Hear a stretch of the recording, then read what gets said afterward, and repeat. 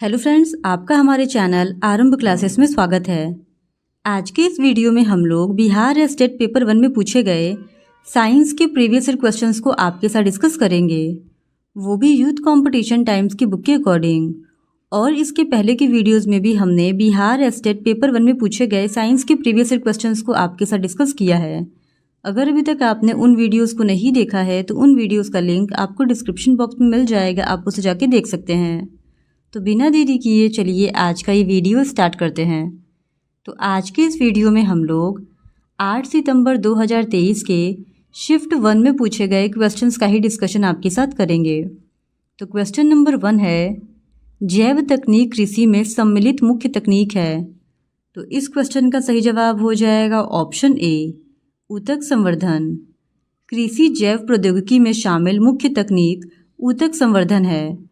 ऊतक संवर्धन, जिसे मुख्य रूप से पादप ऊतक संवर्धन के नाम से भी जाना जाता है, में विभिन्न तकनीकों को प्रयोग करते हुए पादप अंगों को निमज्जित अवस्था में किसी पोषक के माध्यम पर उगाया जाता है। फिर क्वेश्चन नंबर 2, व्यावसायिक रूप से उत्पादित किस रासायनिक पदार्थ से मिट्टी की उर्वरता बढ़ती है।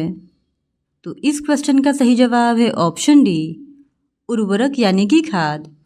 उर्वरक व्यावसायिक रूप से उत्पादित वे रासायनिक पदार्थ हैं जो कि मिट्टी की उर्वरता को बढ़ाते हैं। फिर क्वेश्चन नंबर 3, ब्रायलर मुर्गियों का दैनिक भोजन प्रोटीन व वसा से युक्त होता है। पोल्ट्री खाद्य में निम्न में से किसका स्तर उच्च रखा जाता है। तो इस क्वेश्चन का सही जवाब हो जाएगा ऑप्शन ए, विटामिन ए और के का। फिर क्वेश्चन नंबर 4, वह स्थान जहां मधुमक्खी पालन किया जाता है कहलाता है। तो इस क्वेश्चन का सही जवाब है ऑप्शन बी, एपियरीज। वह स्थान जहां पर मधुमक्खी फार्म स्थापित किए जाते हैं उसे एपियरीज के नाम से जाना जाता है। फिर क्वेश्चन नंबर 5, किसानों के द्वारा फसल चक्र का उपयोग किसकी वृद्धि हेतु किया जाता है। तो इस क्वेश्चन का सही जवाब हो जाएगा ऑप्शन ए, मृदा उर्वरकता के लिए।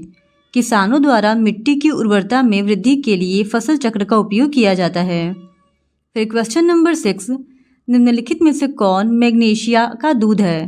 तो इस क्वेश्चन का सही जवाब है ऑप्शन बी, मैग्नीशियम हाइड्रोक्साइड एक अकार्बनिक यौगिक होता है जिसका रासायनिक सूत्र MgOH2 होता है और जल में घोलने पर मैग्नीशियम हाइड्रोक्साइड दूध के समान दिखता है और इसी कारण इसे मिल्क ऑफ मैग्नीशिया भी कहा जाता है। फिर क्वेश्चन नंबर 7, फोटोग्राफी में निम्नलिखित में से किस अम्ल का उपयोग किया जाता है। तो इस क्वेश्चन का सही जवाब है ऑप्शन बी, ऑक्सैलिक अम्ल का। फिर क्वेश्चन नंबर 8, अंगूर में कौन सा अम्ल सबसे प्रचुर मात्रा में पाया जाता है। तो इस क्वेश्चन का सही जवाब है ऑप्शन बी, टार्टरिक अम्ल का। अंगूर में सबसे अधिक मात्रा में टार्टरिक अम्ल पाया जाता है। वहीं इमली में भी टार्टरिक अम्ल ही सबसे अधिक मात्रा में पाया जाता है। नींबू व संतरा में सबसे ज़्यादा साइट्रिक अम्ल, दही और खट्टी दूध में लैक्टिक अम्ल, लाल चींटी में फार्मिक अम्ल और सिरका में एसिटिक अम्ल सबसे प्रचुर मात्रा में पाया जाता है। फिर क्वेश्चन नंबर 9, मैग्नीशियम रिबन को जलाने से पहले रगड़ा जाता है क्योंकि इस पर निम्न में से किसका स्तर चढ़ा होता है। तो इस क्वेश्चन का सही जवाब है ऑप्शन बी, क्षारीय मैग्नीशियम ऑक्साइड का। फिर क्वेश्चन नंबर 10, नीचे दिया हुआ समीकरण किस प्रकार की अभिक्रिया है। तो नीचे ये समीकरण दिया हुआ है और बताना है कि ये किस प्रकार की अभिक्रिया है। तो इस क्वेश्चन का सही जवाब है ऑप्शन सी, द्विविस्थापन की। फिर क्वेश्चन नंबर 11, निम्नलिखित में से कौन गंधीय सूचक नहीं है। तो इस क्वेश्चन का सही जवाब है ऑप्शन सी, मीठा आलू। मीठा आलू गंधीय सूचक नहीं है। फिर क्वेश्चन नंबर 12, निम्नलिखित में से तत्वों के वर्गीकरण का वर्तमान में क्या आधार है। तो इस क्वेश्चन का सही जवाब है ऑप्शन बी, तत्वों की परमाणु संख्या। आधुनिक दीर्घाकार आवर्त सारणी में तत्वों के वर्गीकरण का वर्तमान आधार तत्वों की परमाणु संख्या होता है। फिर क्वेश्चन नंबर 13, निम्नलिखित में कौन तत्व अधिक स्थायी है। तो इस क्वेश्चन का सही जवाब है ऑप्शन सी, ऑर्गन। जिन तत्व के परमाणु की बाह्यतम कक्षा में इलेक्ट्रॉनों की संख्या 8 होती है वह तत्व सबसे अधिक स्थायी होता है और दिए गए ऑप्शंस में से ऑर्गन तत्व के परमाणु की बाह्यतम कक्षा में 8 इलेक्ट्रॉन होते हैं। इसलिए ये जो ऑप्शन है ऑर्गन का, ये सबसे अधिक अस्थायी और अक्रियाशील तत्व है। फिर क्वेश्चन नंबर 14, इनमें से कौन अक्रिय गैस का इलेक्ट्रॉनिक विन्यास नहीं है? तो इस क्वेश्चन का सही जवाब है ऑप्शन बी 2818O2। फिर क्वेश्चन नंबर 15, लोहे को जंग से बचाने के लिए क्या किया जाता है? तो पेंट करके, गैल्वेनीकरण द्वारा और ग्रीस लगाकर, इन तीनों के ही द्वारा लोहे को जंग से बचाया जाता है। इस वजह से इस क्वेश्चन का सही जवाब हो जाएगा ऑप्शन डी, ये सभी। फिर क्वेश्चन नंबर 16, C2H5OH का IUPAC नाम निम्नलिखित में कौन है? तो इस क्वेश्चन का सही जवाब हो जाएगा ऑप्शन ए, इथेनॉल। फिर क्वेश्चन नंबर 17, दिया हुआ हाइड्रोकार्बन है। तो इस क्वेश्चन का सही जवाब है ऑप्शन बी, पेंटेन। फिर क्वेश्चन नंबर 18, जब एथेनॉल सोडियम के साथ क्रिया करता है तो निम्नलिखित में कौन सी गैस निकलती है? तो इस क्वेश्चन का सही जवाब है option B, H2। Ethanol sodium धातु के साथ अभिक्रिया करके सोडियम एथॉक्साइड तथा हाइड्रोजन गैस देता है। फिर क्वेश्चन नंबर 19, ब्यूटेन जिसका अणु सूत्र C4H10 है में कितने सहसंयोजी बंध हैं? तो इस क्वेश्चन का सही जवाब है ऑप्शन बी, 13 सहसंयोजक बंध। फिर क्वेश्चन नंबर 20, निम्नांकित में से कौन सा कथन वाष्पीकरण पर आर्द्रता का पड़ने वाले प्रभाव के संबंध में गलत है? तो इस क्वेश्चन का सही जवाब हो जाएगा ऑप्शन बी, समान आर्द्रता कभी वाष्पीकरण की दर को बढ़ाती है, कभी घटाता है। फिर क्वेश्चन नंबर 21, निम्न में से कौन सी वस्तु उष्मा का अच्छा चालक है? तो इस क्वेश्चन का सही जवाब है option B, thermocol. Plastic, thermocol, लकड़ी का बुरादा और कांच में से थर्माकोल उष्मा का एक अच्छा चालक है। फिर क्वेश्चन नंबर 22, जल का क्वथनांक होता है। तो इस क्वेश्चन का सही जवाब है ऑप्शन बी, 100 डिग्री सेल्सियस पर। जल एक अकार्बनिक यौगिक है तथा एक ध्रुवी विनायक है और जल का क्वथनांक 100 डिग्री सेल्सियस होता है। फिर क्वेश्चन नंबर 23, गैस को द्रव्य में परिणत किया जा सकता है। तो इस क्वेश्चन का सही जवाब है ऑप्शन सी, दोनों के द्वारा। यानी गैस को द्रव में परिणत किया जा सकता है दाब को बढ़ाकर और दाब को घटाकर, इन दोनों के माध्यम से। फिर क्वेश्चन नंबर 24, 0 डिग्री तापमान डैश के बराबर होता है। तो इस क्वेश्चन का सही जवाब हो जाएगा ऑप्शन बी, 273 डिग्री केल्विन के बराबर। फिर क्वेश्चन नंबर 25, प्रति सेकंड पृथ्वी की सतह से प्रति वर्ग मीटर ग्रहण किए गए सौर ऊर्जा का मान डैश होता है। तो इस क्वेश्चन का सही जवाब है ऑप्शन बी, 1.36 किलो जूल प्रति सेकेंड। फिर क्वेश्चन नंबर 26, गैसों को द्रवित किया जा सकता है। तो इस क्वेश्चन का सही जवाब है ऑप्शन ए, उच्च दाब और निम्न ताप पर। फिर क्वेश्चन नंबर 27, गैस पदार्थ में कणों के बीच की गति डैश होती है। तो इस क्वेश्चन का सही जवाब है ऑप्शन ए, यादृच्छिक। फिर क्वेश्चन नंबर 28, दूध में मक्खन को अलग किया जाता है। तो इस क्वेश्चन का सही जवाब है ऑप्शन सी, उपसंकेंद्रण विधि द्वारा। फिर क्वेश्चन नंबर 29, ट्रिटियम निम्नलिखित में किसका समस्थानिक है? तो इस क्वेश्चन का सही जवाब है ऑप्शन बी, हाइड्रोजन का। फिर क्वेश्चन नंबर 30, किस विधि द्वारा समुद्री जल से नमक प्राप्त होता है? तो इस क्वेश्चन का सही जवाब हो जाएगा ऑप्शन ए, वाष्पीकरण के द्वारा। फिर क्वेश्चन नंबर 31, 11x पे पावर 23 के परमाणु में न्यूट्रॉन की संख्या है। तो इस क्वेश्चन का सही जवाब हो जाएगा ऑप्शन डी, 12। फिर क्वेश्चन नंबर 32, निम्नलिखित में कौन एकल संयोजी रेडिकल है? तो इस क्वेश्चन का सही जवाब है ऑप्शन डी, इनमें सभी। क्लोराइड, हाइड्रोक्साइड और नाइट्रेट, ये तीनों ही एकल संयोजी रेडिकल हैं। फिर क्वेश्चन नंबर 33, अल्फा कण आवेशित होता है। तो इस क्वेश्चन का सही जवाब है ऑप्शन बी, धनावेशित कण। एक अल्फा कण एक सामान्य हीलियम परमाणु के नाभिक के समान होता है और अल्फा कण एक धनात्मक आवेशित कण होता है। फिर क्वेश्चन नंबर 34, अरस्तु ने पादपों को जड़ी बूटियों, झाड़ियों और वृक्षों के रूप में किसके आधार पर वर्गीकृत किया? तो इस क्वेश्चन का सही जवाब है ऑप्शन बी, रूपात्मक चरित्र के आधार पर। फिर क्वेश्चन नंबर 35, निम्नलिखित में कौन कवक के उदाहरण है? तो इस क्वेश्चन का सही जवाब हो जाएगा ऑप्शन डी, ये सभी। टोडस्टूल, पक्सीनिया और ईस्ट, ये तीनों ही कवक के उदाहरण हैं। फिर क्वेश्चन नंबर 36, दोहरा निषेचन अद्वितीय है। तो इस क्वेश्चन का सही जवाब है ऑप्शन डी, एंजियोस्पर्म। फिर क्वेश्चन नंबर 37, जल संवहनी प्रणाली में केंद्रित है। तो इस क्वेश्चन का सही जवाब है ऑप्शन सी, इकाइनोडर्मेटा। फिर क्वेश्चन नंबर 38, प्रोकैरियोटिक कोशिका में डीएनए होता है। तो इस क्वेश्चन का सही जवाब है ऑप्शन डी, परमाणु झिल्ली से घिरा नहीं है। फिर क्वेश्चन नंबर 39, निम्नलिखित में से कौन एकल झिल्ली से घिरा हुआ है। तो इस क्वेश्चन का सही जवाब है ऑप्शन ए, लाइजोसोम। फिर क्वेश्चन नंबर 40, माइटोकॉन्ड्रिया किसका स्थल है। तो इस क्वेश्चन का सही जवाब है ऑप्शन डी, एरोबिक श्वसन का। फिर क्वेश्चन नंबर 41, राइबोसोम किसके लिए केंद्र स्थल है। तो इस क्वेश्चन का सही जवाब है ऑप्शन बी, प्रोटीन संश्लेषण के लिए। फिर क्वेश्चन नंबर 42, एरेंकाइमा पौधों के लिए सहायक होता है। तो इस क्वेश्चन का सही जवाब है ऑप्शन ए, हाइड्रोफाइट्स में उछाल प्रदान करना। फिर क्वेश्चन नंबर 43, निम्न में से कौन अफ्रीकन स्लीपिंग सिकनेस का रोग कारक जीव है। तो इस क्वेश्चन का सही जवाब है ऑप्शन सी, ट्रिपेनोसोमा। फिर क्वेश्चन नंबर 44, वेरिसेला वायरस से होता है। तो इस क्वेश्चन का सही जवाब है ऑप्शन ए, चिकन पॉक्स।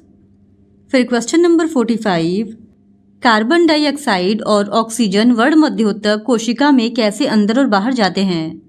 तो इस क्वेश्चन का सही जवाब है ऑप्शन बी, विसरण के द्वारा।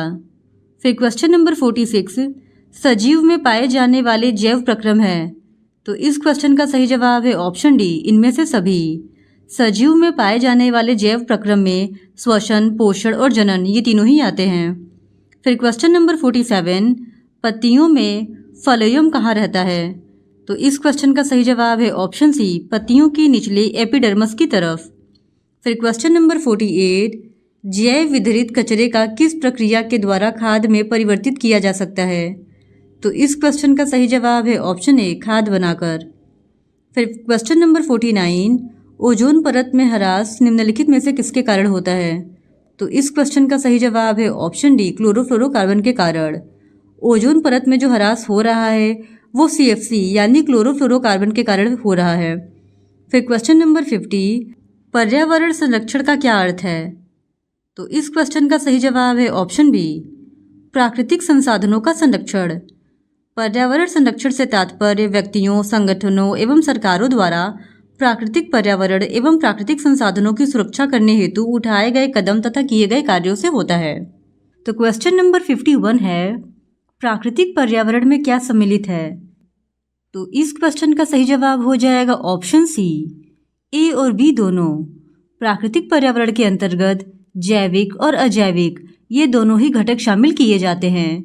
जैविक घटक में सजीव जैसे कि पेड़ पौधे, मनुष्य, जीव जंतु और सूक्ष्म जीव शामिल होते हैं, जबकि अजैविक घटकों के अंतर्गत स्थलमंडल, जलमंडल और वायुमंडल को शामिल किया जाता है। फिर क्वेश्चन नंबर 52, निम्नलिखित में मानव शरीर द्वारा उत्पादित प्रमुख अपशिष्ट कौन है। तो इस क्वेश्चन का सही जवाब है ऑप्शन सी, ए और बी दोनों।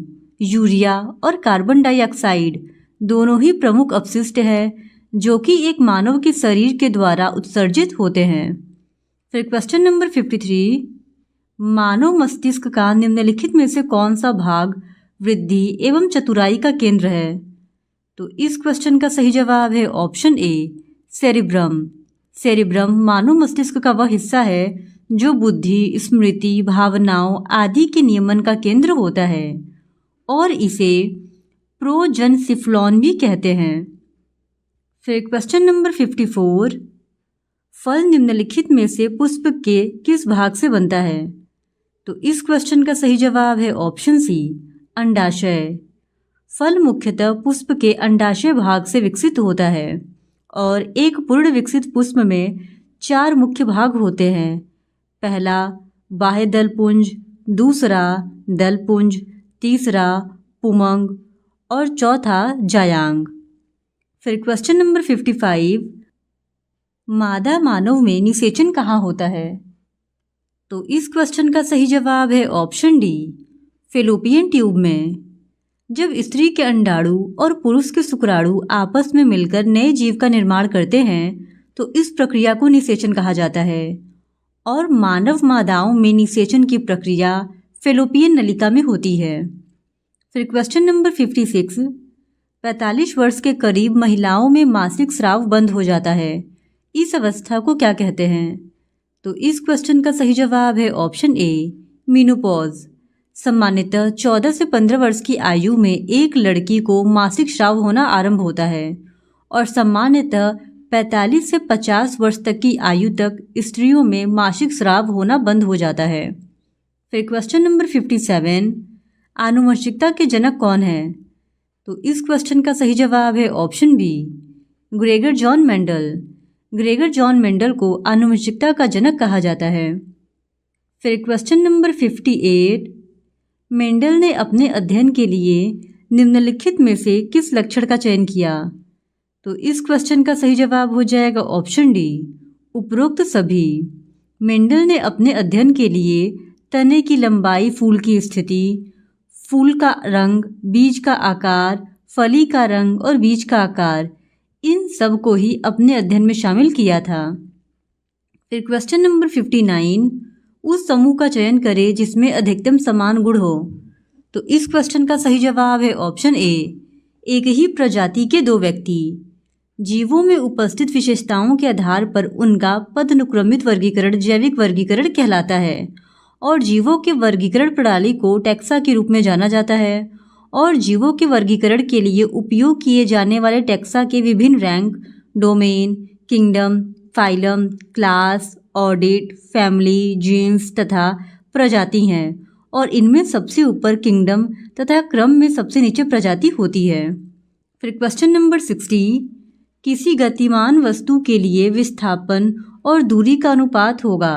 तो इस क्वेश्चन का सही जवाब है ऑप्शन सी, 1 से कम या 1 के बराबर।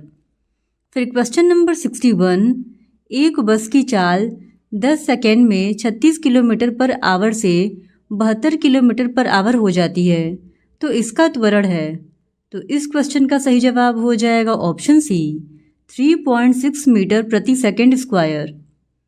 फिर क्वेश्चन नंबर 62, जब किसी पेड़ की शाखा को हिलाया जाता है तो पके हुए फल शाखा से होकर अलग गिर जाते हैं, यह उदाहरण है। तो इस क्वेश्चन का सही जवाब है ऑप्शन ए, न्यूटन के गति के प्रथम नियम का। जब किसी पेड़ की शाखा को हिलाया जाता है तो पके हुए फल शाखा से अलग होकर गिर जाते हैं, यह उदाहरण न्यूटन की गति का प्रथम नियम का है और न्यूटन की गति के प्रथम नियम को जड़त्व का नियम भी कहा जाता है। फिर क्वेश्चन नंबर 63, रॉकेट किस संरक्षण सिद्धांत पर कार्य करता है? तो इस क्वेश्चन का सही जवाब हो जाएगा ऑप्शन सी, संवेग। फिर क्वेश्चन नंबर 64, गुरुत्वाकर्षण के नियम के अनुसार गुरुत्वाकर्षण बल लगता है। तो इस क्वेश्चन का सही जवाब है ऑप्शन ए, कुछ भी द्रव्यमान वाले किन्हीं दो पिंडों के बीच।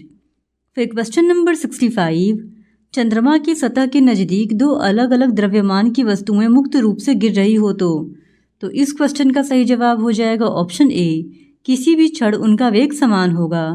दो भिन्न भिन्न द्रव्यमान की वस्तुएं चंद्रमा की सतह से नज़दीक मुक्त रूप से किसी ऊंचाई से गिर रही हो तो गिरते समय किसी भी क्षण उन दोनों वस्तुओं के वेग समान होंगे।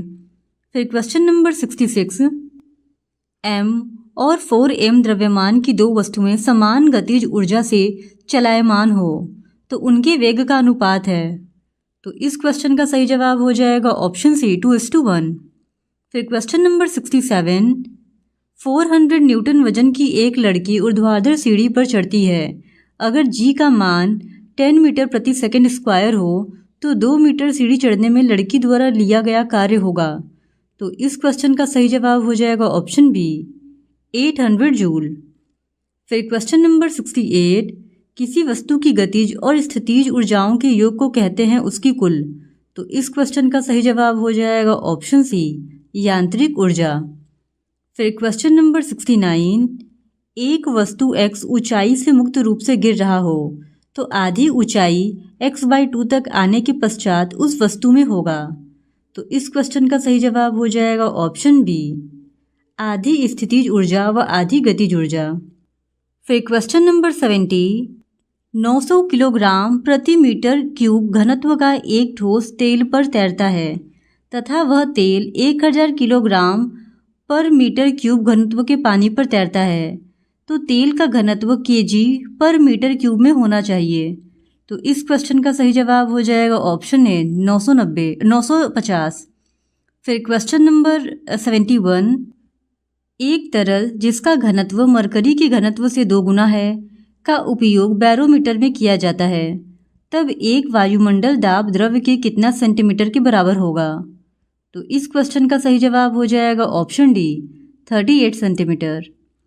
फिर क्वेश्चन नंबर 72, वैसे तरल पदार्थों के मामले में जो पात्र की दीवारों को गीला नहीं करते, तो इस क्वेश्चन का सही जवाब है ऑप्शन बी, ससंजक बल का मान आसंजक बल से अधिक होता है। फिर क्वेश्चन नंबर 73, अगर किसी ध्वनि तरंग की चाल 340 मीटर प्रति सेकंड हो तथा आवृत्ति 1700 हर्ट्ज हो तो तरंग दैर्ध्य का मान सेंटीमीटर में होगा। तो इस क्वेश्चन का सही जवाब है ऑप्शन बी 20। फिर क्वेश्चन नंबर 74, किसी एकांक क्षेत्रफल से 1 सेकंड में गुजरने वाली ध्वनि ऊर्जा को डैश कहते हैं। तो इस क्वेश्चन का सही जवाब है ऑप्शन बी तीव्रता। प्रति सेकंड किसी इकाई क्षेत्र से लंबवत गुजरने वाली ध्वनि ऊर्जा की मात्रा को ध्वनि की तीव्रता कहा जाता है। फिर क्वेश्चन नंबर 75, मानसून शब्द किस भाषा से लिया गया है। तो इस क्वेश्चन का सही जवाब है ऑप्शन सी अरेबिक। मानसून शब्द की उत्पत्ति अरबी भाषा के शब्द मौसम से हुई है, जिसका अर्थ है पवनों की दिशा का ऋतु के अनुसार परिवर्तन होना। फिर क्वेश्चन नंबर 76, पूर्वी तट पर डेल्टाई भागों में किस प्रकार की मिट्टी पाई जाती है। तो इस क्वेश्चन का सही जवाब है ऑप्शन डी जलोढ़ मिट्टी। डेल्टाई क्षेत्रों के पूर्वी भागों में मुख्य रूप से जलोढ़ मृदा पाई जाती है। फिर क्वेश्चन नंबर 77, विश्व में सबसे अधिक वर्षा किस स्थान पर होती है। तो इस क्वेश्चन का सही जवाब है ऑप्शन बी मौसिनराम में। मौसिनराम भारत के मेघालय राज्य के पूर्वी खासी हिल्स जिले में स्थित एक कस्बा है और यह स्थान भारत एवं विश्व का सर्वाधिक वर्षा प्राप्त करने वाला क्षेत्र है। यहाँ औसत वार्षिक वर्षा लगभग 11,872 मिलीमीटर दर्ज की गई है। फिर क्वेश्चन नंबर 78, निम्नलिखित में से कौन सा ओजोन परत का मुख्य कार्य है। तो इस क्वेश्चन का सही जवाब है ऑप्शन ए अल्ट्रावायलेट किरण को सीमित मात्रा में आने देना। फिर क्वेश्चन नंबर 79, पृथ्वी के वायुमंडल में पाई जाने वाली गैसों में नाइट्रोजन की मात्रा कितनी होती है। तो इस क्वेश्चन का सही जवाब है ऑप्शन डी 78.08%। पृथ्वी के वायुमंडल में नाइट्रोजन गैस सर्वाधिक मात्रा में पाई जाती है, जिसका प्रतिशत 78.08% है। इसके अलावा ऑक्सीजन 20.93%, ऑर्गन 0.93%, कार्बन डाइऑक्साइड 0.03% और अन्य गैसें जैसे हाइड्रोजन, हीलियम, ओजोन, नियॉन तथा जिनॉन आदि भी अल्प मात्रा में वायुमंडल में उपस्थित रहती हैं। फिर क्वेश्चन नंबर 80, वायु प्रदूषण से मानव का कौन सा अंग सर्वाधिक प्रदूषित होता है। तो इस क्वेश्चन का सही जवाब है ऑप्शन सी फेफड़ा। फिर क्वेश्चन नंबर 81, चिपको आंदोलन के नेता कौन थे। तो इस क्वेश्चन का सही जवाब है ऑप्शन ए सुंदरलाल बहुगुणा। चिपको आंदोलन के नेता सुंदरलाल बहुगुणा थे और चिपको आंदोलन एक पर्यावरण संरक्षण से संबंधित आंदोलन था। इसे भारत के उत्तराखंड राज्य में किसानों ने वृक्षों की कटाई का विरोध करने के लिए किया था। फिर क्वेश्चन नंबर 82, सतत पोषणी विकास की संकल्पना सर्वप्रथम किस कमीशन ने दिया था। तो इस क्वेश्चन का सही जवाब है ऑप्शन ए ब्रंटलैंड कमीशन ने। ब्रंटलैंड आयोग की रिपोर्ट में वर्ष 1987 में सर्वप्रथम सतत विकास की अवधारणा प्रस्तुत की गई थी। सतत विकास की अवधारणा को पहली बार रियो दी जेनेरियो में वर्ष 1992 के पृथ्वी सम्मेलन में एक संस्थागत रूप प्रदान किया गया था। फिर क्वेश्चन नंबर 83, बॉम्बे हाई किस वस्तु के उत्पादन के लिए जाना जाता है। तो इस क्वेश्चन का सही जवाब है ऑप्शन डी पेट्रोलियम के लिए। बॉम्बे हाई मुंबई के पश्चिमी तट पर स्थित एक तेल क्षेत्र है जो कि भारत में पेट्रोलियम के उत्पादन के लिए जाना जाता है। इस तेल क्षेत्र की खोज वर्ष 1965 ईस्वी में हुई थी, जबकि वर्ष 1974 में यहाँ पर तेल का उत्पादन शुरू हुआ था। फिर क्वेश्चन नंबर 84, निम्नलिखित में से कौन अनवीकरणीय ऊर्जा का स्रोत है? तो इस क्वेश्चन का सही जवाब है ऑप्शन सी, कोयला। कोयला ऊर्जा का एक गैर नवीकरणीय स्रोत है और गैर नवीकरणीय ऊर्जा संसाधन वे संसाधन होते हैं जिनके भंडार में प्राकृतिक प्रक्रियाओं द्वारा लगातार पुनर्स्थापन नहीं होता है। यह संसाधन मानवीय उपयोग के कारण एक अवधि के बाद समाप्त हो जाते हैं और पुनः इनके निर्माण में करोड़ों वर्ष का समय लग जाता है। फिर क्वेश्चन नंबर 85, निम्नलिखित में से किस पदार्थ का उपयोग नाभिकीय ऊर्जा के उत्पादन में किया जाता है? तो इस क्वेश्चन का सही जवाब है ऑप्शन डी, यूरेनियम का। यूरेनियम का उपयोग नाभिकीय ऊर्जा के उत्पादन में किया जाता है। फिर क्वेश्चन नंबर 86, सलाल जल विद्युत उत्पादन केंद्र भारत के किस राज्य में स्थित है? तो इस क्वेश्चन का सही जवाब है ऑप्शन डी, कश्मीर में। फिर क्वेश्चन नंबर 87, विद्युत ऊर्जा का व्यापारिक मात्रक है? तो इस क्वेश्चन का सही जवाब है ऑप्शन सी, यूनिट। विद्युत ऊर्जा की व्यावसायिक इकाई किलोवाट घंटा होती है, जिसे एक यूनिट भी कहा जाता है, और एक यूनिट या 1 किलोवाट घंटा 1000 वाट इंटू 1 घंटा के बराबर होता है। फिर क्वेश्चन नंबर 88, विद्युत शक्ति का एसआई मात्रक क्या होता है? तो इस क्वेश्चन का सही जवाब है ऑप्शन बी, वाट। विद्युत सामर्थ्य अथवा शक्ति का एसआई मात्रक वाट होता है। फिर क्वेश्चन नंबर 89, विद्युत प्रतिरोधकता का एसआई मात्रक क्या होता है? तो इस क्वेश्चन का सही जवाब है ऑप्शन डी, ओम मीटर। विद्युत प्रतिरोधकता का एसआई मात्रक ओम मीटर होता है। विद्युत धारा का एम्पियर, विद्युत प्रतिरोध का ओम, विद्युत विभवांतर का वोल्ट और विद्युत चालकता का सीमेंस प्रति मीटर होता है। फिर क्वेश्चन नंबर 90, बैटरी से प्राप्त विद्युत धारा किस प्रकार की होती है? तो इस क्वेश्चन का सही जवाब है ऑप्शन बी, डीसी, यानी कि डायरेक्ट करंट। बैटरी से प्राप्त विद्युत धारा डीसी टाइप की होती है। फिर क्वेश्चन नंबर 91, शुल्क सेल में ऋण इलेक्ट्रोड किसका बना होता है? तो इस क्वेश्चन का सही जवाब है ऑप्शन सी, जस्ता का। फिर क्वेश्चन नंबर 92, डायनोमो में, तो इस क्वेश्चन का सही जवाब है ऑप्शन ए, यांत्रिक ऊर्जा का विद्युत ऊर्जा में बदलती है। फिर क्वेश्चन नंबर 93, विद्युत चुंबक बनाने के लिए प्राय किस पदार्थ के छड़ का उपयोग होता है? तो इस क्वेश्चन का सही जवाब है ऑप्शन सी, नरम लोहा। विद्युत चुंबक एक अस्थायी प्रकार की नरम लोहे के छड़ पर तांबे के तार को कुंडली के रूप में लपेटकर बनाया जाता है। फिर क्वेश्चन नंबर 94, 1 मीटर के स्केल पर 0 तथा 2a के बीच 20 विभाग है, इसका अल्पतम मांक है। तो इस क्वेश्चन का सही जवाब हो जाएगा ऑप्शन ए, 0.1a। फिर क्वेश्चन नंबर 95, विद्युत परिपथ में 2 बिंदुओं के बीच विभवांतर मापने के लिए प्रयुक्त होता है। तो इस क्वेश्चन का सही जवाब है ऑप्शन बी, वोल्टमीटर। फिर क्वेश्चन नंबर 96, किसी अंतरिक्ष यात्री को आकाश कैसा प्रतीत होता है? तो इस क्वेश्चन का सही जवाब है ऑप्शन ए, काला। अंतरिक्ष में वायुमंडल की अनुपस्थिति के कारण अंतरिक्ष में सूर्य से आने वाले प्रकाश का प्रकीर्णन नहीं हो पाता है और इस कारण से अंतरिक्ष यात्रियों को आकाश काला दिखाई पड़ता है। फिर क्वेश्चन नंबर 97, तेल लगा कागज होता है। तो इस क्वेश्चन का सही जवाब है ऑप्शन सी, पारभाषक। फिर क्वेश्चन नंबर 98, कौन सा लेंस अपसारी लेंस भी कहलाता है? तो इस क्वेश्चन का सही जवाब है ऑप्शन बी, कॉन्वेक्स लेंस, यानी कि उत्तल लेंस।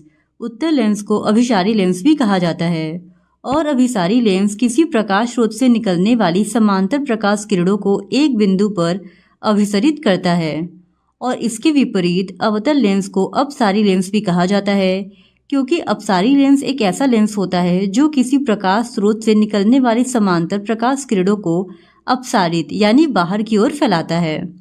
फिर क्वेश्चन नंबर 99, प्रकाश के परावर्तन के कितने नियम हैं? तो इस क्वेश्चन का सही जवाब है ऑप्शन बी, 2। प्रकाश के परावर्तन के 2 नियम हैं। किसी माध्यम में चलने वाली प्रकाश किरणें जब किसी चिकने पृष्ठ पर पड़ने के बाद पुनः उसी माध्यम में वापस लौट आती हैं तो इसे प्रकाश का परावर्तन कहा जाता है। फिर क्वेश्चन नंबर 100, लेंस की शक्ति की इकाई क्या होती है? तो इस क्वेश्चन का सही जवाब है ऑप्शन ए, डायोप्टर। लेंस की शक्ति की इकाई डायोप्टर होती है। वहीं लंबाई का जो मात्रक है यानी जो इकाई है वह मीटर होता है, द्रव्यमान का किलोग्राम होता है, त्वरण का मीटर प्रति सेकंड स्क्वायर होता है, विद्युत धारा का एम्पियर होता है और सामर्थ्य यानी शक्ति का जूल प्रति सेकंड या वॉट होता है। तो इस तरह आज के इस वीडियो में हमने बिहार स्टेट पेपर 1 में पूछे गए एक और साइंस के प्रीवियस ईयर क्वेश्चन पेपर को आपके साथ डिस्कस कर लिया है। और अगर आप इसी तरह साइंस के और भी प्रीवियस ईयर क्वेश्चन पेपर्स को देखना चाहते हैं तो please do subscribe to my channel and like this video. धन्यवाद।